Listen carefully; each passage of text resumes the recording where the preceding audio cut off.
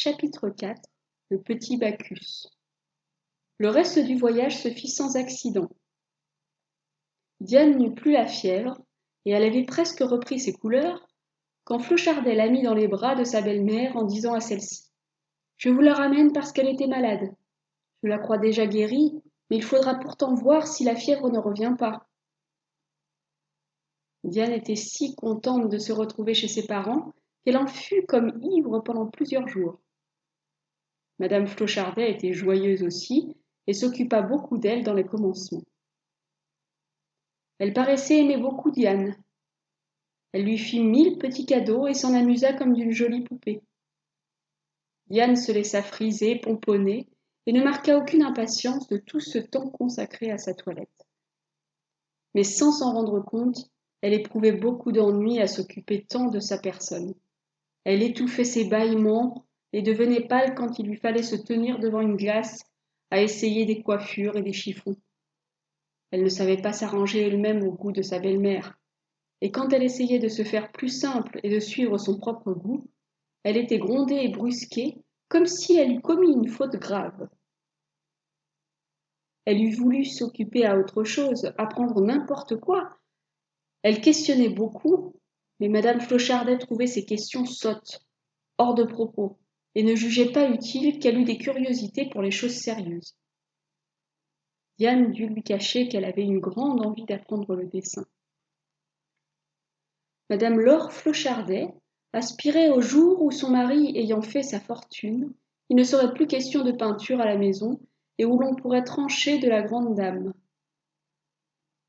Diane commençait à s'ennuyer sérieusement et à regretter le couvent qu'elle n'aimait pourtant guère, mais où du moins on lui réglait l'emploi de ses heures. Elle redevint pâle, son pas s'alanguit, et la fièvre reparut de 2 jours l'un vers le coucher du soleil, pour durer jusqu'au matin. Alors madame Laure s'inquiéta plus que de raison et la tourmenta pour lui faire prendre une quantité de drogue sur le conseil de toutes les belles dames qui venaient chez elle. C'était tous les jours une nouvelle invention pour guérir la fièvre, et comme on ne donnait suite à rien, rien ne réussissait. L'enfant continuait à se soumettre à tout et à vouloir rassurer ses parents en disant qu'elle n'avait rien et ne se sentait aucun mal. Monsieur Flochardet, pour s'agiter moins, s'affectait encore plus que sa femme. Forcé de donner toutes les heures de sa journée à son travail de peintre, il restait le soir auprès du lit de sa fille, et l'entendant divaguer, il craignait qu'elle ne devînt folle.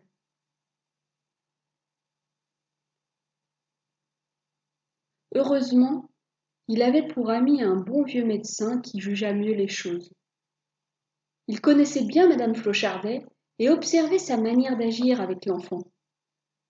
Un jour, il dit à monsieur Flochardet : « Il faut laisser cette petite tranquille, jeter au panier toutes ces fioles et toutes ces pilules, ne lui donner que ce que j'ordonnerai et ne pas contrarier ses goûts, puisqu'elle en a que de raisonnable. Ne voyez-vous pas que l'oisiveté à laquelle on la condamne, par crainte de la rendre malade, la rend plus malade encore ? Elle s'ennuie.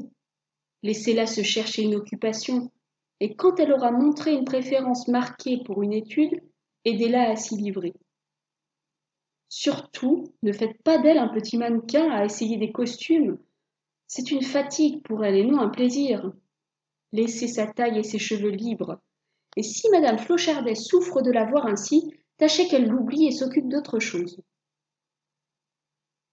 Monsieur Flochardet comprit, et sachant qu'on persuadait difficilement madame Laure, il fit en sorte de la distraire. Il la rassura en lui apprenant que l'enfant n'avait rien de grave, et il l'engagea à reprendre sa vie de visites, de promenades, de dîners en ville et de soirées de bal ou de conversation. Il n'eut pas de peine à l'y décider. Diane devint libre, et sa nourrice, chargée de la servir et de l'accompagner, ne la contraria pas plus que par le passé. Alors Diane redemanda et obtint de se glisser dans l'atelier de son père quand il travaillait. Et elle y reparut, toujours sage dans son petit coin, regardant tantôt la toile, tantôt le modèle, mais n'essayant plus de faire des barbouillages et ne donnant plus à rire à ses dépens. Elle savait maintenant que la peinture est un art et qu'il faut l'avoir étudiée pour le connaître. Son désir de l'apprendre restait si vif que c'était presque une idée fixe, mais elle n'en parlait plus, craignant que son père ne lui dît comme autrefois qu'elle n'était pas douée pour cela et que sa belle-mère ne s'opposât à son désir. Monsieur Flochardel ne le contrariait pourtant pas. Monsieur Féron, le vieux médecin, lui ayant conseillé d'observer ses tendances, il attendait qu'elle montrât son ancien goût pour le portrait, et il avait mis à sa disposition une provision de crayons et de papier. Diane n'en profitait pas, elle regardait les œuvres et les cartons de son père, et elle rêvait. Elle pensait souvent au château de Pic-Tordu, et comme on parlait quelquefois devant elle de cette ruine où M. Flochardet avait été forcé de passer une nuit, elle n'osait plus croire à tout ce que la fée aux voiles lui avait montré. Elle regrettait de l'avoir vu d'une manière un peu confuse à travers la fièvre peut-être, et elle eût souhaité, si c'était un rêve, de le recommencer. Mais on ne rêve pas ce que l'on veut rêver, et la muse des bains de Diane ne revenait pas l'appeler. Un jour qu'elle rangeait ses jouets, car elle avait beaucoup d'ordre, elle retrouva les petits cailloux et les fragments de mosaïque du parterre de Pic-Tordu. Il y avait parmi les cailloux une boule de sable durci, de la grosseur d'une noix qu'elle avait ramassée pour en faire une bille. Elle essaya pour la première fois de s'en servir, mais en la faisant sauter, elle vit le sable se détacher et découvrir une vraie bille en marbre.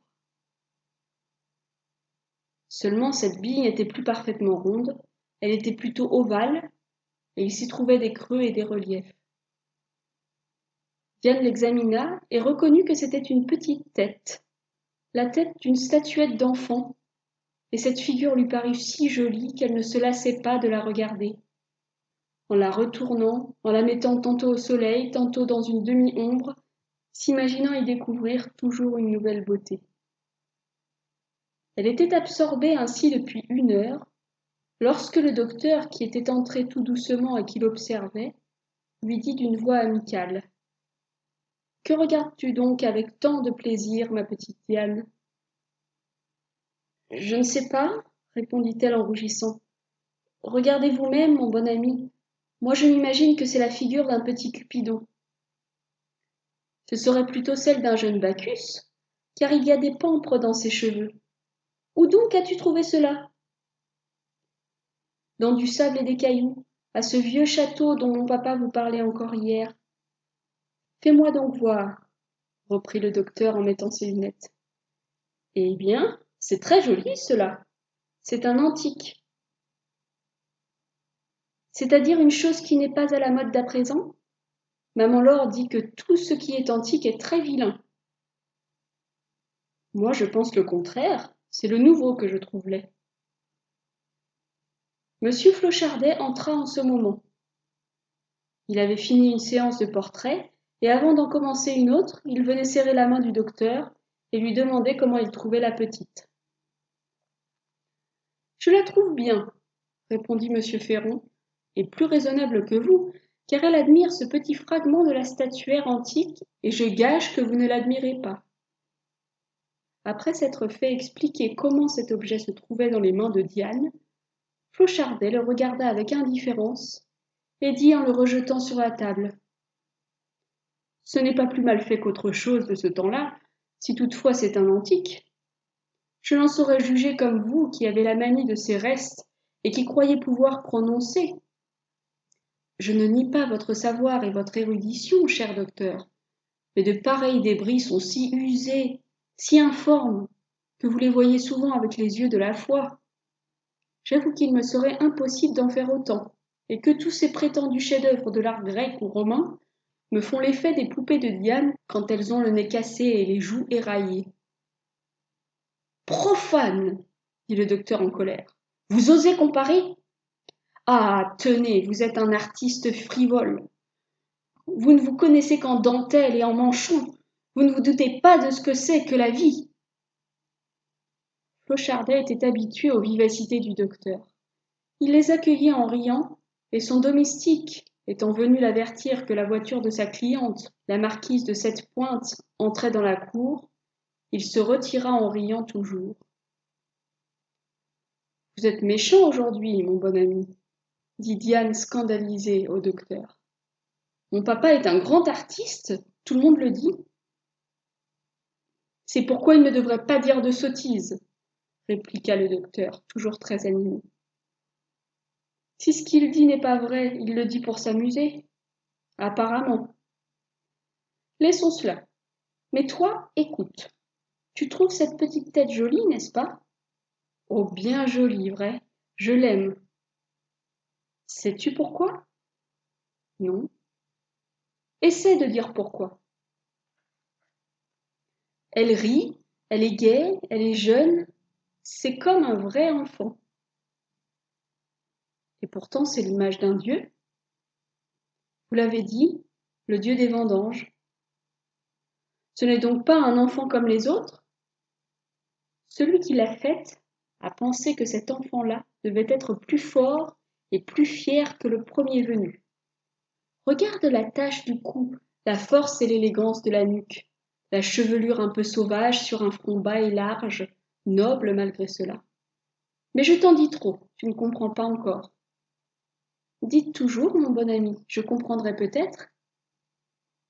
Ça ne te fatigue pas de faire attention? Au contraire, ça me repose. Eh bien, sache que les artistes grecs avaient le sentiment du grand, et qu'ils le mettaient dans les plus petites choses. Tu ne te souviens pas d'avoir vu ma petite collection de statuettes? Si fait, je m'en souviens très bien, ainsi que des collections plus belles qui sont dans la ville, mais personne ne m'a jamais rien expliqué. Tu viendras passer une matinée chez moi, et je te ferai comprendre comment, avec les moyens les plus simples et des formes à peine indiquées, ces artistes-là faisaient toujours grand et beau. Tu verras aussi des bustes romains d'une époque plus récente. Grands artistes aussi, les Romains. Moins nobles, moins purs que les Grecs, mais toujours vrais et sentant la vie dans ce qui est vraiment la vie. Je ne comprends plus, dit Diane en soupirant, et je voudrais tant savoir ce que vous appelez la vie. C'est très facile. Ta robe, ton soulier, ton peigne, sont cela des choses vivantes? Oh mais non! Mon regard, mon sourire, cette grosse ride à mon front, sont-ce des choses mortes? Certainement non. Eh bien, quand tu vois un personnage de tableau ou de statue dont la figure ne vit pas, sois sûr que ce n'est guère mieux que la figure de ta poupée et que tous les détails de son habillement ou de ses bijoux ne font pas qu'elle vive. Tu ne tiens là qu'une tête sans corps et très usée par le frottement. Elle vit pourtant parce que celui qui l'a taillée dans ce petit morceau de marbre a eu la volonté et la science de la faire vivre. Comprends-tu à présent? Je crois que oui, un peu. Mais dites encore. Non, c'est assez pour aujourd'hui. Nous parlerons de cela une autre fois. Ne perds pas ma petite tête. Oh, il n'y a pas de danger, je l'aime trop. Elle me vient de quelqu'un que je n'oublierai jamais. Qui donc? La dame que... Mais je ne peux pas vous dire cela. Tu as des secrets? Eh bien oui, je ne veux pas dire. À moi, ton vieil ami? Vous moquerez de moi. Je te jure que non. Mais vous direz que c'était la fièvre. Quand je le dirai, ça me ferait de la peine. Alors je ne le dirai pas. Raconte. Diane raconta toutes ses visions et tous ses enchantements au château de Pictordu, et le docteur l'écouta sans rire, sans avoir l'air de douter d'elle. Il l'aida même par ses questions à se bien rappeler et à se faire très bien comprendre. C'était pour lui une étude intéressante des phénomènes de la fièvre dans l'imagination d'une enfant très disposée à la poésie, par conséquent au merveilleux. Il ne jugea pas devoir la détromper. Il la laissa comme il la trouvait dans le doute. Il ne voulut pas lui affirmer que ce qu'elle avait vu et entendu était certain et réel. Il eut l'air de ne pas trop savoir non plus si elle avait rêvé ou non, et l'incertitude où il la laissa fut une joie pour elle. En la quittant, il se disait à lui-même: on ne sait pas assez le tort que l'on fait aux enfants en se moquant de leur inclination, et le mal qu'on peut leur faire en refoulant leurs facultés. Cette petite est née artiste, et son père ne s'en doute pas. Dieu la préserve de ses leçons. Il fausserait son sentiment et la dégoûterait de l'art. Heureusement pour Diane, son excellent père ne s'était pas mis en tête de la faire travailler, et la voyant délicate, il était résolu à ne la contrarier en rien. Elle alla passer plus d'une matinée chez le docteur. Elle vit et revit ses antiques, ses bustes, ses statuettes, ses médailles, ses camées et ses gravures. Il était amateur sérieux et bon critique, bien qu'il n'eût jamais essayé de toucher un crayon. Il faisait comprendre, et c'est tout ce qu'il fallait pour que Diane eût le désir de copier ce qu'elle voyait. Elle dessina donc beaucoup chez lui pendant qu'il faisait ses visites. Je vous tromperais, mes enfants, si je vous disais qu'elle dessinait bien. Elle était trop jeune et trop livrée à elle-même, mais elle avait déjà acquis une grande chose, c'est qu'elle comprenait que ses dessins ne valaient rien. Autrefois, elle se contentait de tout ce qui venait au bout de son crayon. Elle voyait avec son imagination et avec son ignorance de charmants personnages à la place des magots qu'elle venait de tracer, et quand elle avait fait une boule avec 4 jambages au-dessous, elle se persuadait avoir fait un mouton ou un cheval. Ces faciles illusions-là étaient dissipées, et chaque fois qu'elle avait fait une ébauche, le docteur avait beau lui dire « Eh eh, ce n'est pas mal !» Elle se disait à elle-même « Non, c'est mal, je vois bien que c'est mal. » Elle crut quelque temps que la fièvre l'empêchait de bien voir, et elle priait toujours son bon ami de la guérir. Il y réussit peu à peu, et alors, se sentant plus forte et plus gaie, elle ne se trouva plus si pressée de savoir dessiner. Elle oublia ses crayons et passa son temps à se promener dans le jardin ou dans la campagne avec sa nourrice, s'amusant de tout, prenant des forces et dormant très bien la nuit.